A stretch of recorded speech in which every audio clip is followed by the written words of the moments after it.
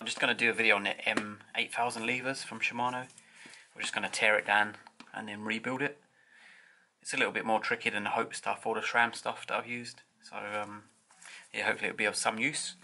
I'm just going to go through the tools. You don't really need anything special, I don't think. You just got a punch, which is a 3mm punch to get the main pivot bearing out.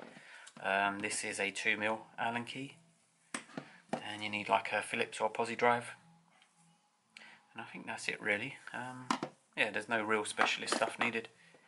So yeah, first things first, you're going to grab your 2mm, and just in the back of this lever here, there's a little grub screw. And we're just going to undo that.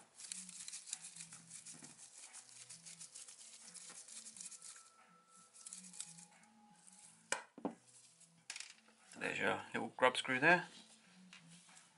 Then what we're going to do is we're going to get this main pivot here, this silver pivot, and you've got to knock it from the bottom.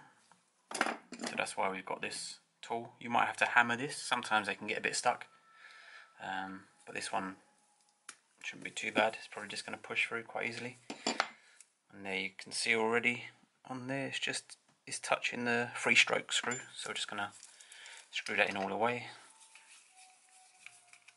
So it hopefully should push out quite easily.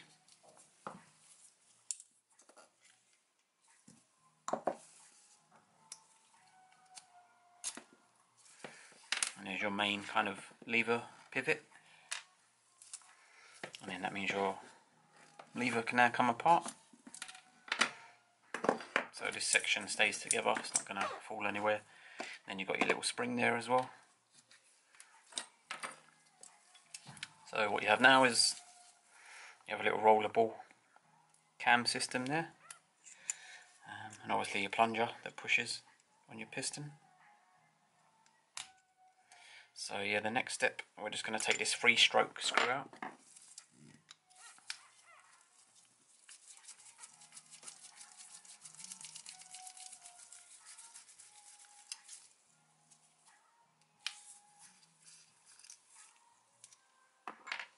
So what you're left with now is a little plunger system here that we're going to remove.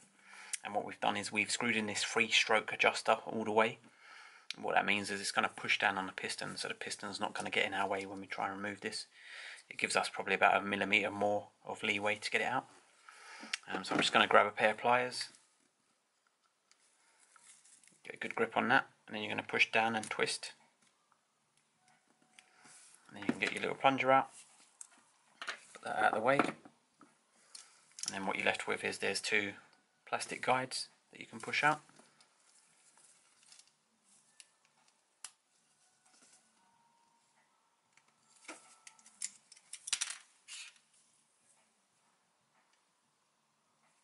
This one should come out alright.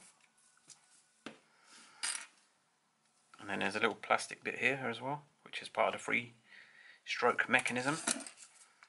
And in order to get that out, I think it's best to undo the 3-stroke screw, and then it won't be pushed up against it anymore.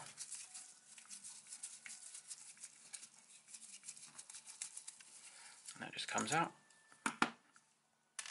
And then what you're left with is your piston in there. The hole on here is pretty small, so I think we're using a 2mm long Allen key, and then we can just push that piston out. And there's a little spring in there as well. And that's basically that's going to roll off again, but that's basically the disassembly of the Deore XT M8000. So we're just going to put it back together now. So this might look a little bit daunting, but these are all the parts that we've just taken apart. There's your plunger, and the plunger is actually kind of a couple of parts by itself. So it's got this bearing, it's got that little bar that goes across as well, and then it's got these 2 little kind of nylon guides. So that's its own little thing. So yeah, there's quite a few items to put back together, but it's not too bad really. The worst part is that little spring at the end, because it can be a little bit fiddly. So yeah, let's put our spring back in. Hopefully the camera focuses on this rather than everything else. Spring goes in. You've then got your piston, which has like a little There's like a little bulb on the bottom. It doesn't actually clip onto the spring, but that's the way it goes back. You might want to put a little bit of mineral oil around the seals before you push it back in. I'm just going to push that down, give it a little wiggle so that it's seated nicely. But the next bit that we're going to do is we're going to put this and this back in, and the way that it sits inside the lever is like that. So it sits like that inside the lever. It's a little bit tricky, yeah, because we've got to try and push that piston out of the way at the same time. So I'm just going to drop that in there.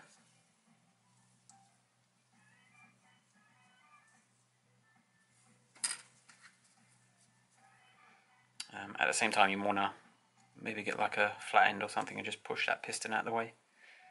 You probably won't be able to see me do it, but I'll show you what it looks like after.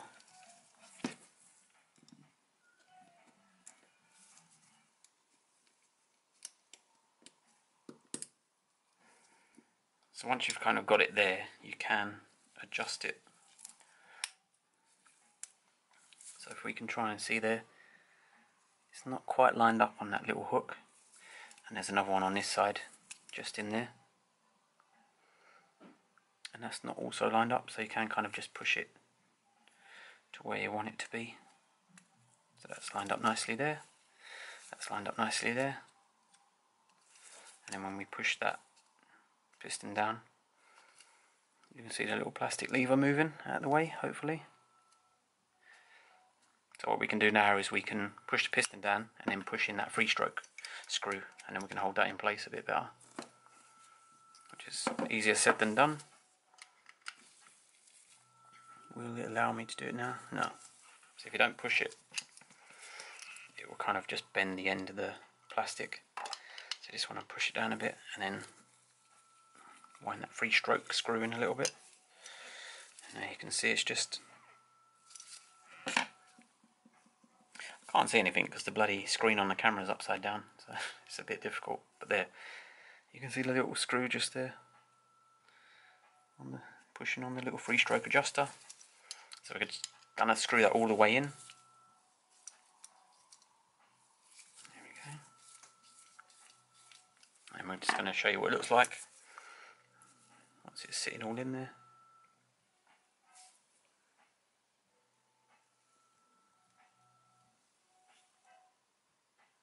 There we go. So that's that. Just make sure that's pushed in properly. And then we're going to get the other plastic little guide there. And that's going to be inserted as well.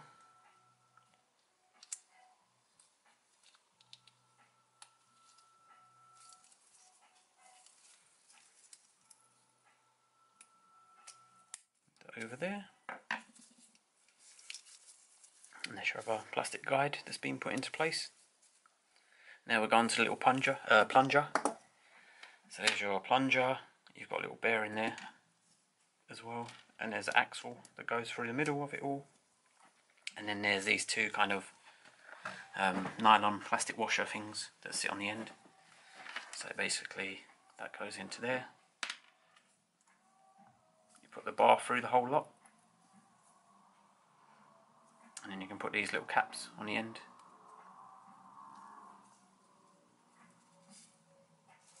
And then that's how the whole thing should look.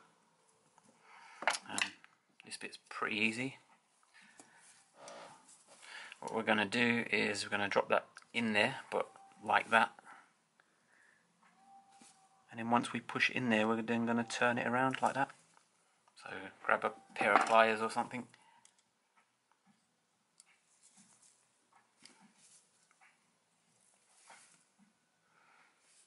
Into shot. There we go. So hopefully we've got enough space in there with the pliers. Drop that down into there and just try and turn it. There we go. And what happens is it just sits in there like so.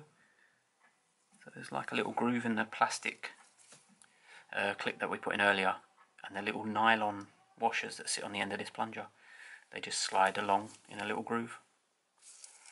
that should be your kind of piston operation sorted.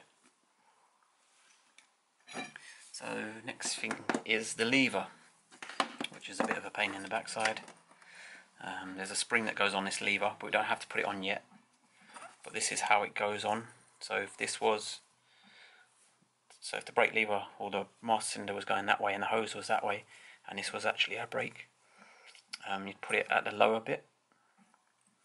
So just between the little gap,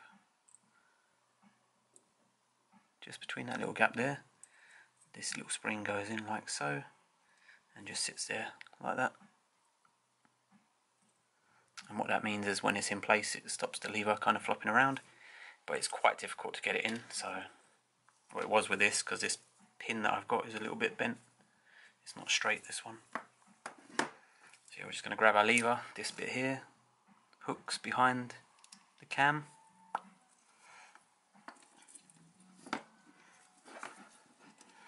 And then what you've got to try and do is line the two holes up in there, so that everything can just, all this bar can slot through, but we're not going to push the bar all the way through. It's a bit hard with that. The other thing that I will sometimes do is I'll push this from the bottom just to line everything up. Makes it a little bit easier.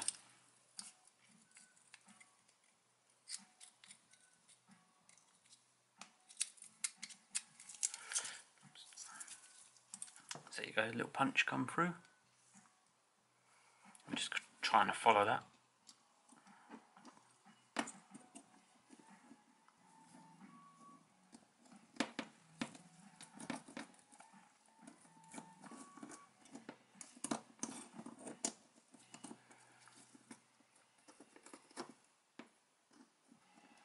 This bit is a bit of a nightmare. I think it's just because of the bent pin.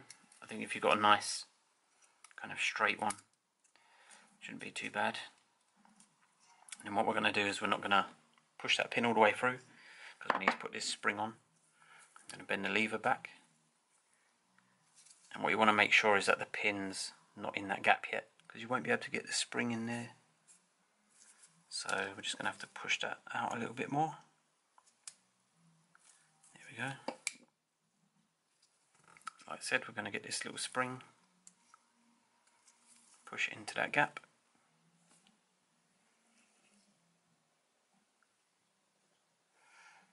And we hopefully get the little pin to go through the whole lot of it. So yeah, finally we got it on. Probably took about 5 minutes. You got to push it till it basically doesn't want to push anymore, because it will stop at that point. So basically sits about maybe 1/2 mil above this area here. And this is the spring that we had to put on, just there. And what that stops is it pushes that lever back into place. If you didn't have that, then it could just move around all day long. So yeah, that's the orientation. Trying to get so you can see it. There you go. Bit of a nightmare. And then the last thing we have to do is put your little grub screw back in. And just nip that up, really.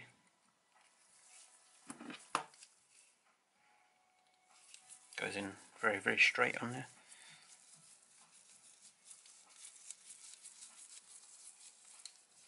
Just, there you go. You can feel it doesn't really want to go anymore. You don't have to put a lot of pressure on. And there you go, there's your XT M8000 lever that's been rebuilt. Bit of an old battered one, but seems alright.